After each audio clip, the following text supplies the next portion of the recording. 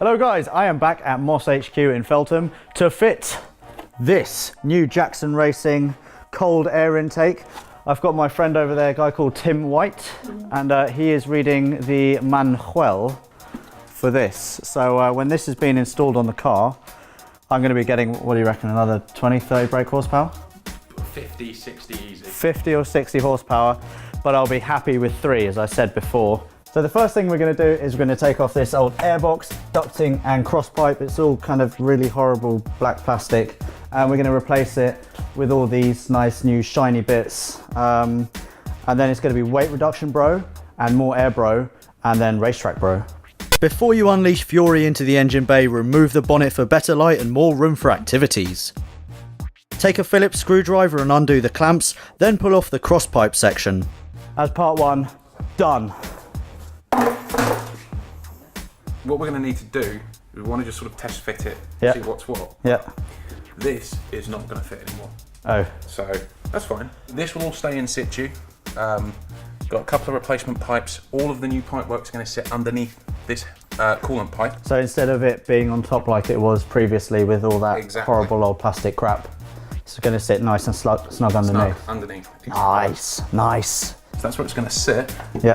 Which is going to put it right in front of the fan. Is that good? Jackson Racing's a trusted brand. Okay. If they didn't think it was a good idea, sweet. They wouldn't have built it. That's good enough for me. Next, unscrew and remove the radiator cover to test fit the new airbox. Undo the power steering line bracket to give yourself more clearance. So we're just trying to test fit the new lovely Jackson Racing cold air intake, but the trouble is that it doesn't really fit because this here fan is fatter than what the instruction manual reckons. And you've read the instruction manual. I have. And what does it say? It says it should fit in nice and snugly. It should fit in nice and snugly. But this is just not fitting. Don't want to go. So are we just gonna take a pickaxe to the shrouding? We've come up with a cunning plan. Well, Tim has had an idea. I'm hoping it's a cunning plan. So what I'm going to do is I'm going to unscrew all of this. We're going to take this there part off, and then we're going to see if we can just slot it underneath there. And then maybe we can, once it's slotted underneath, we can assemble all this back, right? Exactly that. And then job's a good one. Job should probably. But that was not in the instruction manual. It should be, in case of emergency, do this. Exactly. But we have to think outside the box because that's what men do. We don't need instructions. No. Okay. We just need a couple of men at night, darkness, being alone, just thinking, just bashing it out. I'm concerned that there's going to be some Phil Collins playing. Okay, so the Jackson Racing cold air intake is now being dismantled. It was about, I don't know, 8 screws or so. Now we're going to trial test this and this together. Obviously, we're not having these going in as one unit. They're going to be separate units. So this should hopefully slip in fairly nicely. So the bolts are going to be there and there. Now we need to find out if this will slip underneath. Let's go in from the back entrance. We're good. We're good. We are good. We're good. So it means that we can fit the Jackson Racing cold air intake onto Phil, and he's going to be so happy. Phil is going to be a very happy chap. Oh, so that was good out of the box thinking. Now that we know it'll actually fit into place, Yep. we need to remove the last couple of little bits and pieces that are in the way. Okay. This is the bypass feed for the idle control valve. Okay. To get the clamps and idle control valve hose off, take a pair of mole grips or pliers, squeeze tight and wriggle like you mean it. Look who it is! Tim appeared. This is another Tim. Hello, another Tim. Good evening. We have been working very hard. You're going to shake my hand. It's going to be awesome. No, you're going to, because we're all friends. All right. So this is Tim with the yellow MX-5. He's the guy who I completely demolished. Like, I smashed you to pieces. And now you're arriving for the fun bit. Coilovers? No, I don't think so. I think we've run out of time for coilovers. But we're going to fit this, and it's going to be super fly. This is stage 1 of probably about 5 or 6 stages. And there's some wiring as well, which Tim over there is going to be doing. I'm not that kind of engineer, I promise. Right, so let's, so the bracket is out of the way. Let's line this up. Oh, like a glove. Like a bloody glove, mate. Once in position, tighten the airbox into place. Now that the bolts are tight, it's now sort of largely in its final position. We just want to make sure you can hear it's rubbing. Yeah.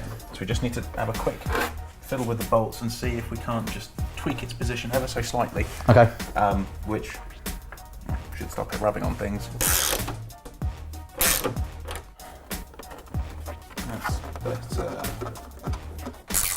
They're all up. No! That's a disaster. Oh no. Oh, dude. The guy with the yellow supercharged MX-5, the guy who's really butthurt about losing the rev battle, I just asked him if he could tighten up the bolts on the rocker cover, because as you can see, there's a lot of oil here, and he was, and then there was a snapping noise, and then you sheared one of the bolts, so that's bad news. So what happens now? We take it off and we do it again. Oh no, dude. While Tim the Destroyer fixes the bolt he sheared off, we bin the bonnet support because the new airbox sits smack bang in the way of where it sat before. Then the old airbox and airflow meter is removed too. Okay, so this is the airflow meter from your old airbox. Yep. It's the only bit we actually need from it. Okay. And you're holding one half. Mm-hmm. This is a piece of bracketry. Yep. This is the other half, and what we're going to do is all of these four parts are going to go together. Yep. And this is now all going to join the airbox itself Okay. to the inlet manifold itself. And then I have horsepower. And then you have many horsepower. Yes. I'll use my washboard. Oh, that hurts. Oh my god. Okay, that's it. So while Tim is putting the bolts into the bracket and the mass airflow sensor, other Tim is having another attempt at getting the bolts into the rocker cover. And you're not going to shear a bolt this time? No promises. Okay, so where did you get the other bolt from? Because we were down one bolt. From my engine. So you gave up your engine, and when you took it out, you said it was still warm. It was still warm. So My heart was still beating as I plucked it from its life. so thank you for doing that, but you did shear it, so it's kind of fair. Yeah. Now we have everything together. We had those 4 pieces that Mr. Tim was dealing with, and that's what it looks like now. So we're just gonna slip and slide, aren't we? Slip and slide. Pretty much. The only thing that you're going to be missing is we need to get these 2 clamps on. Yep. We'll just put them on really loose for now. Because we don't really want to complicate matters. Cool. So that goes over that. They both need to go over there. Aha. And you want to try and keep them with the little threaded bit sticking up. Makes it easier to adjust. Cracking. Now this bit is tricky because it is. Oh, that is. We need to compressed. Yeah. Yeah. Oh, look at that. So, when it's in position, tighten the clamps and bolt on the intake pipe and airflow meter. Next, it's time for the wiring. Because the airflow meter has moved from a sort of, well, here, it was much closer to the firewall, which is where the loom comes from. And that's not going to work. That's not going to be suitable for this. I can pull it. Should I pull it really hard?